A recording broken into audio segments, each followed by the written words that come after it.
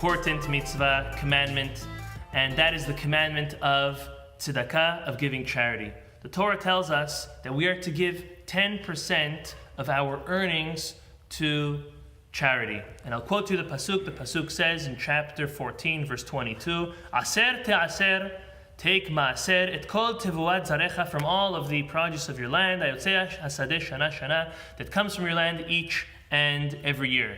So the Zera Shimshon quotes to us from the Talmud that tells us, if you give your 10%, you will become wealthy.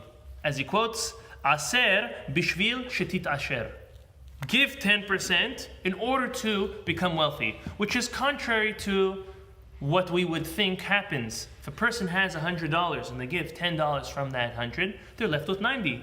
They're now left with less than what they gave. And this is because this is the only mitzvah, the only commandment that we have that we can fulfill and test God, so to say. Meaning, if a woman lights Shabbat candles, she can't say, because I'm lighting Shabbat candles, Hashem, you have to do this. You can request it, but you cannot force. And same thing for a man. A man cannot put on tefillin and say, Hashem, because I'm putting on tefillin, you have to do this. Or because I'm keeping Shabbat, you have to do this. No other mitzvah. Although we have to do all the other mitzvot, we cannot force Hashem to do for us anything. The only mitzvah that we're able to, kivyachol, as if saying, put God up against the wall, can you imagine? And so you have to do for us, you have to do for me if I fulfill this, is the mitzvah of giving charity. The only one. Now some ask why, how come? Well, really, it is very hard to give of money that a person earned. It's very hard. When you make money, you become attached to it. It's yours. Why don't I need to give it?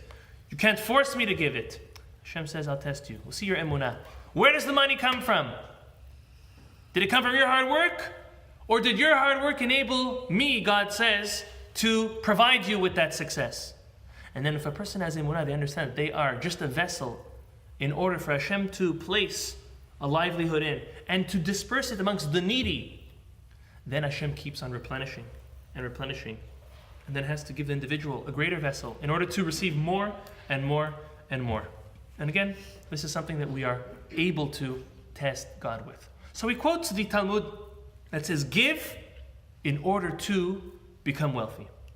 Then he quotes the Midrash. The Midrash says, you want to know your best value, your best investment on charity? It's to give charity to Torah scholars, to those who learn and teach Torah. For example, a yeshiva, a kollel, avrechim. This is the greatest charity. And the Zera Shimshon makes a cute connection between giving in order to become wealthy and making sure to give to Torah scholars. If we look at the beginning of the verse, again, chapter 14, verse 22, it said, Aser te'aser, which starts with an ayin, aser, and taf for te'aser, ayin and taf. He says also, you know how you become wealthy when you give charity? It's when you give to another acronym that starts with ayin and taf, to amelei Torah, to those who toil and dedicate their lives to Torah. So Zera Shimshon puts the Gemara and the Midrash together. Now he goes and he gives us the prime example of what it means to support Torah study. And he takes us back to two of the tribes, to Zevulun and Issachar, both children, brothers, and children of Yaakov Avinu. And they made a deal. They made a partnership, the two of them. Zevulun said, I'm going to go and I'm going to work hard and I'm going to provide for a livelihood. And that livelihood is going to be enough. And we're going to split it. We're going to split half for you, Issachar, and half for my family. And you and your family are going to dedicate your lives towards learning Torah, and I will dedicate my life towards making a parnasah. And the parnasah will be split, and the merit of your Torah study will also be split. Half for you, Issachar, and half for me, Zevulun would say. And this is how they did it. So the Zera Shimshon says it's a beautiful concept. It's so noble of Zevulun for him to dedicate his life to working hard in splitting the profits. But why was it only these two brothers, these two individuals, out of all of the tribes, who made such a deal? It would have been nice. What if Gad and Asher made theirs? And then another two tribes, maybe pair up all the tribes, all 12 tribes, so that there's 6 working and 6 learning. Why was it only Zevulun and Issachar that had this? The Zera Shimshon asks. So listen to how he answers. He answers by quoting the Talmud. The Talmud is in Masechet Pesachim. Talmud in Masechet Pesachim says as follows. There is no mazal, there's no good luck for, now take this with a grain of salt until we explain, for an international businessman. International businessman? Why can't he have good luck? Why can't his hard work and his success provide a fruitful livelihood? Why is there no mazal? So the commentaries explain on the Gemara that since this international businessman has to go and take a ship and set out to sea, and the sea is the most dangerous place, or traveling in the wilderness in the desert, which is also dangerous, with pirates in the desert as well as pirates in the water. And the ocean has its own storms. And in the desert there's also sandstorms. Traveling and going international comes with danger. But what? Very often, hopefully, we hope that the businessman comes home safe. But he came home safe through prayer from his family, for himself, and he was spared and he was saved. The problem is since he was spared and saved, some of his merit from other good things that he did was now taken off, removed from there, in order to just grant him life, in order to survive his travels. So that's why there's not too much mazal by a businessman who has to travel. Because by traveling, he is putting his life in danger. And hopefully, if he survives and succeeds, it took away merit from other good deeds, which could have went elsewhere. Okay? The Zera Shimshon says that's true by all businessmen, except for one. For the businessman which takes charity and dedicates his charity, his 10%, towards Torah study, towards the support of Torah study. Again, yeshivot, kollel, where you have rabbis or you have avrechim learning Torah, teaching Torah, studying it, sharing it with one another. There's nothing like it. And he says, why? He says, because when a person now commits themselves to give their charity to Torah study, now they don't need merit, even though they're international and even though they might be in a life-threatening situation. But since now they've committed themselves for their earnings out of their profits, 10% to go to Torah study, that means their success is now in the merit of the Torah. It's not in their own merit. And therefore, their own merits are not going to be taken away because they survived. Rather, their merit and their success is infinite. There's no limit to it, since they are now, and they have now committed themselves to supporting Torah study.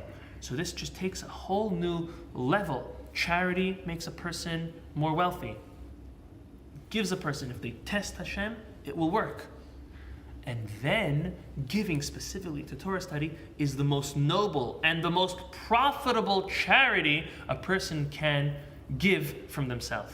So now the Zera Shimshon goes back, look how beautiful, and he answers the question.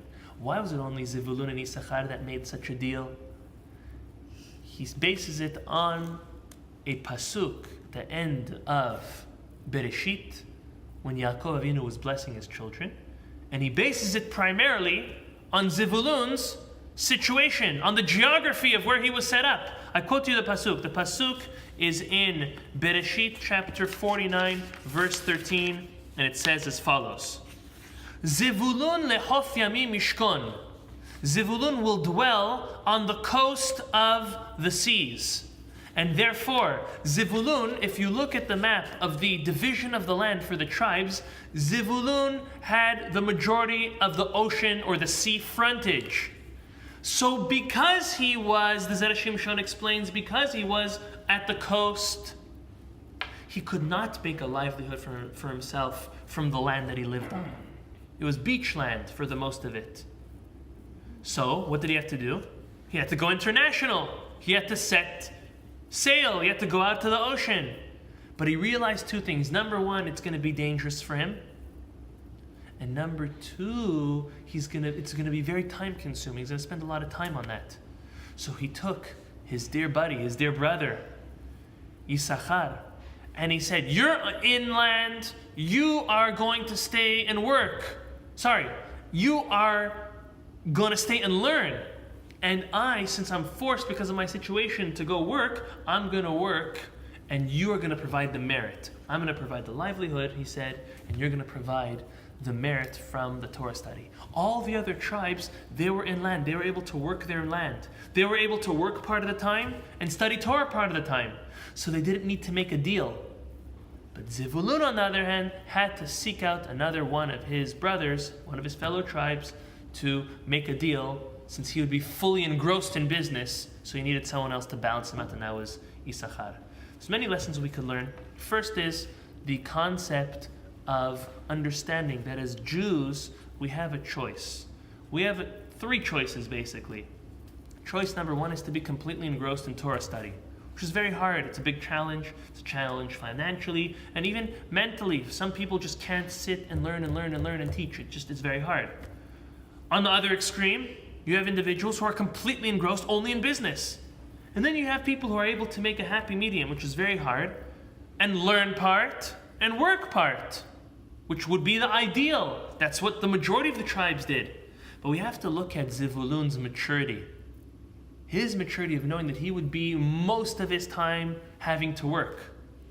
And if people, which most Yehudim, put their majority of their time into working, we have to be and realize that because we're doing that, we have to be mature enough to go seek out our Yisachar. Which kollel, which yeshiva, which Talmidei Chacham are going to be our recipients of our tzedakah in order that we can have the merit like Zevulun did, which was protection, which was to become more wealthy, not to remove any merit because of the danger that a person put themselves in. That's the first concept. The second concept is a true story that I just heard a couple days ago, and it's based on the idea of giving charity even when it's hard. I heard this story from my neighbor that he knows the individual firsthand.